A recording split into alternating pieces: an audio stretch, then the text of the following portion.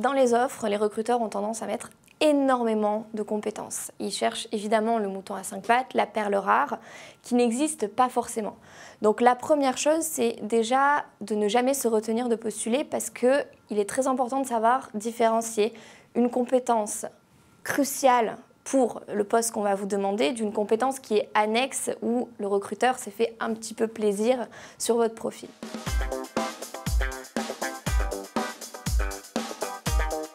C'est compliqué de donner une règle, parce qu'en effet, ça dépend des métiers, des offres, ça va dépendre aussi beaucoup des entreprises et ça va dépendre de ce que cherche vraiment votre maître de stage ou votre futur patron. Du coup, je peux vous donner plusieurs exemples, mais on ne peut pas en faire une règle. Pour un développeur front-end, s'il vous est demandé de développer en JavaScript et que c'est vraiment le langage qui est utilisé par la startup ou l'entreprise, en effet, c'est quand même compliqué de postuler si on n'a jamais eu aucune expérience sur ce langage. De la même manière, pour un commercial, si on vous recrute pour une compétence particulière sur un secteur et que vous n'avez pas de connaissance de ce secteur-là, ça devient beaucoup plus compliqué de faire valoir votre adéquation totale avec l'offre.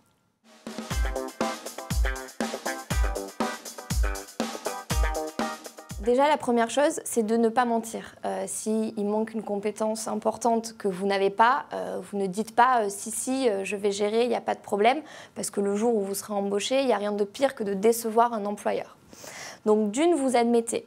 Mais vous admettez en ayant déjà trouvé des solutions pour pallier ce manque.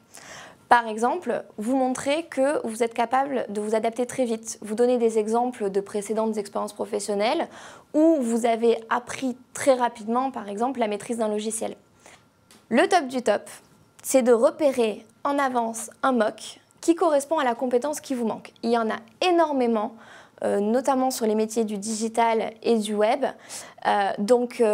Dites-le aux recruteurs, suivez ce cours juste avant d'être en prise de poste ou au début de votre prise de poste et comme ça, vous aurez pallié ce manque de compétences rapidement.